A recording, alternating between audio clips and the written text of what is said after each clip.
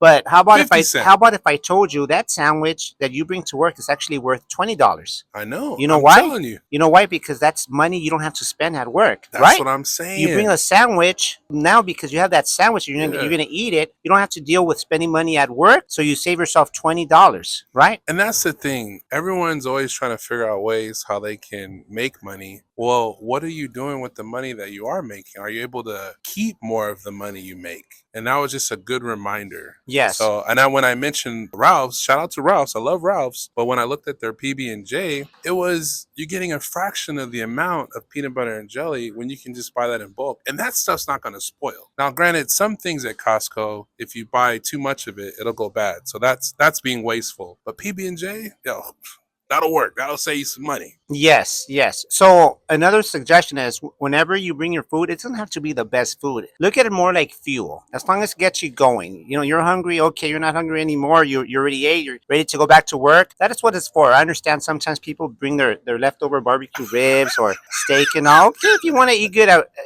good at work, but I mean, Sure. I would just save that for home. At work, Yeah, you can enjoy it more at the crib. yeah, so it's just more like fuel. So you come to work to make money, not to spend money. So it Yo, kind of defeats the purpose, huh? hey, that's the title. You But come to work to make money, not spend but money. if people want to do that, they can do whatever they want, Hey, right? hey, You you know, I want understand people maybe they're not situated to to buy food and make their food at home. to? Yeah. Maybe their circumstance or something of that nature. But you know, if you're able to, because how many people have you met to where they're always buying food from restaurants and then they always say, "Oh, I'm gonna start bringing my food. This is the last time," and then like the next day, there they go. Yeah. They're buying food from a restaurant or whatever, you know, from a So it was funny. I was talking to one of the girls about that, how she spends a lot of money at Starbucks. And I told her what ends up happening is it's a habit. right. So that becomes part of your routine. So if you make a routine of making your coffee at home, or if you create a routine of making your sandwich before you get to work, that becomes your new It's routine. only like 2 minutes, right? I agree. It's two I minutes. agree. Yeah. Just get up. I put a little YouTube video on and make my little sandwich. And there are certain things that I do to save money. That's how I'm able to provide not only fragrances, but also the content,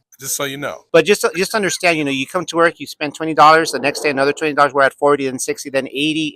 It adds It up. adds up. It adds up. We're going to do a math topic. And then also, Yes. too, we got a cooking video. So stay tuned for Oh, that. who's gonna cook? You're going to cook. Okay, okay. Leave We're on going the. to show you some of the more budgeting hacks. I want to go to Costco and I also want to go to I don't like know about the a, budgeting. My stuff is quality. Like well, I'm saying, but it's it's a budget friendly way to make more food than you would if you were to go out. okay, okay. If Fair that enough. makes sense. Yes, it makes Yeah. sense.